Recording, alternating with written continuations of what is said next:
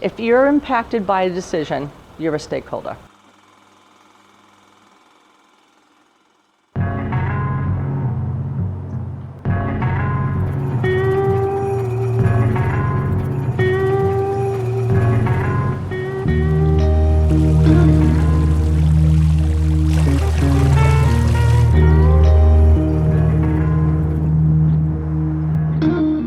They're just waiting for someone to come along and say, what do you think? What do you think about the place that you live? Personally, I felt like it gave me a voice, or that's what it should give all of us. I really just think it made them better citizens. What I got out of it is that we should listen to kids more often. And there's already tagging, as you can see on the side. I guess I never really realized how important community outreach was, and after this class, after Photovoice, it's highly important.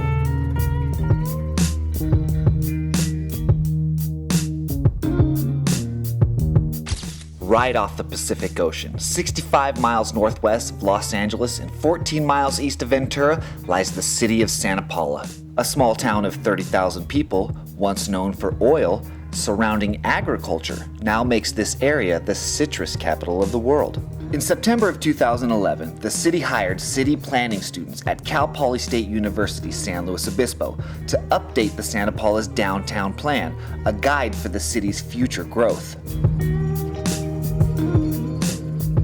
We've been working on it for about 6 months. There's 19 of us and 2 instructors. You know, it's an old historic downtown, and it suffered from some of the things that other downtowns have, which is people sort of moving out to the edges, shopping elsewhere. Hi, I'm Scott Black. And I'm Josh Gray. Ours is called the Street of Emptiness. A lot of cities would really love to have the physical core like that, an historic old core. The caption under this one is potentially beautiful, because it is potentially beautiful. I do like Santa Paula and it has potential. They really want to be careful about where the physical atmosphere there goes in the future. They want to keep that small town feeling. The City Council from the very beginning has been very excited about Cal Poly being involved in their community.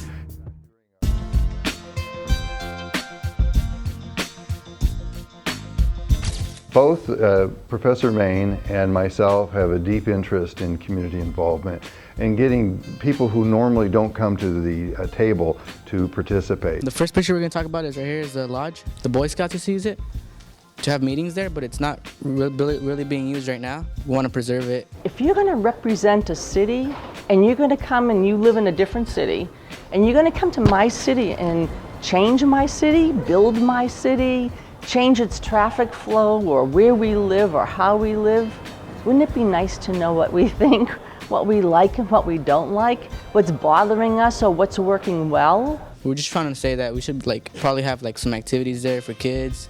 Because inadvertently, you could actually miss the most important thing and you could pick a peripheral change. I'm Carla Llamas, and our board is titled Change because it's what we want to change in Santa Paula. We put a picture of our new track. We like it, but what we don't like about it is that it's not for the community except for Tuesdays and Thursdays. We just want that changed. We want our track to be open for everyone because our parents and the community help pay for everything. Right here we have a monument dedicated to the people that worked in the fields, and that's showing that we care about our heritage. And this is the youth of the community, and they also have a vision and they also have their own thoughts. So by reaching out to the youth of the community that we're working with, we get to see a different, aspect. And now you can tell a story about how a community affects a group of people, not just one person.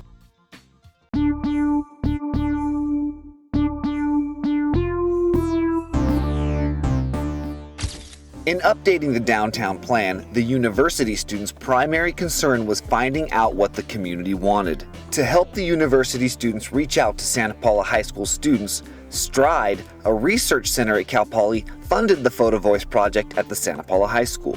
This project really wouldn't have been possible without Stride and Dr. McDermott's support. So a couple of years ago, I met with her interested in public health and the relationship between public health and planning, and having heard about Photovoice as an opportunity to explore that. The built environment is now becoming very much on the the forefront of the public health and the medical community. The environment definitely affects health, and our health affects the environment. There's nothing that can happen in a built city that doesn't impact your ability to be mobile.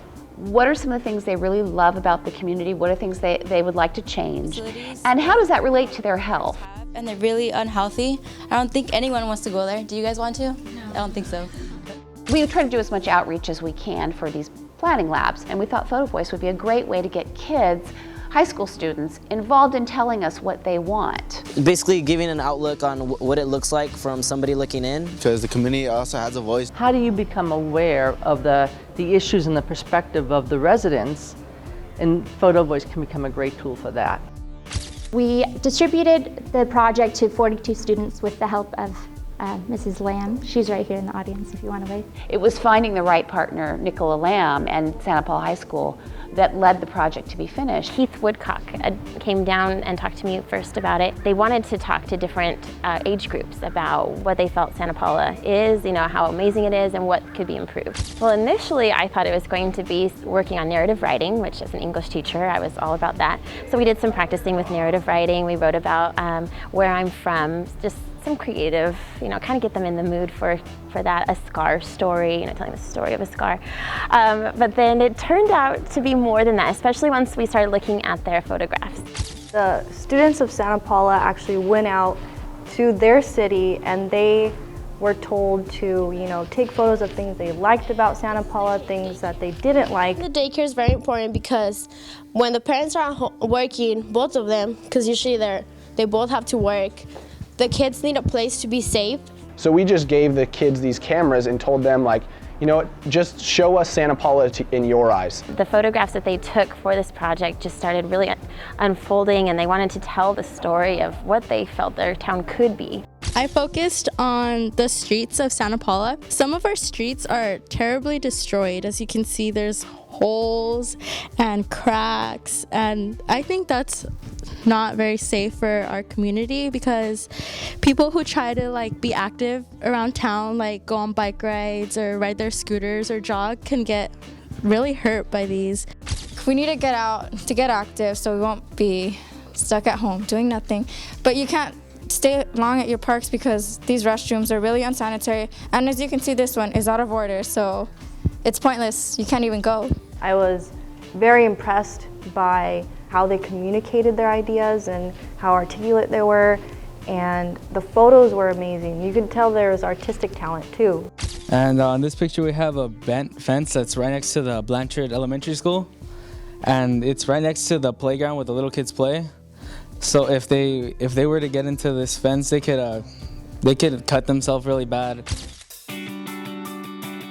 We're going to be presenting to the council our main strategies, what is driving those strategies, and doing a case study of saying this idea has worked in the following communities and sharing that. In March of 2012, Cal Poly professors and their university students finished the Santa Paula downtown plan. Using the Santa Paula High School students' proposals, Cal Poly University planning students incorporated the high school students' ideas into their designs to enhance Santa Paula's downtown area. Collectively, the ideas, concepts, and designs will lead to improved city parks and streets, encouraging everyone to become more active. What we're doing with this information is that in our downtown improvement plan, we're having a section called Community Outreach. And so their photos and their narratives are going to be part of the document itself that is going to be delivered to the City Council. So it's going to be memorialized in record through our plan. The city, if they take these suggestions, I think it could make a huge difference. These students got to live civic engagement. And some of the kids even kind of mentioned that how do you get on the city council? What do they have to do? So. Our town just usually doesn't get the recognition it probably should, and that's what I think this project did for us. Kind of gave them that confidence in themselves, that their opinion matters, that they are in fact citizens of this town, and that they have a voice, and that they should start saying, hey, we need to change this, we want to do something different.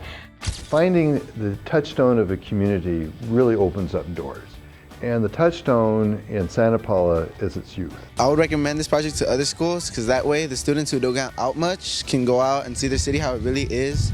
Not just like, oh, look, right there's Main Street or right there's the high school, but they can actually see what's wrong and what's good about the city, and then they can learn from it and show others, and the city can be improved.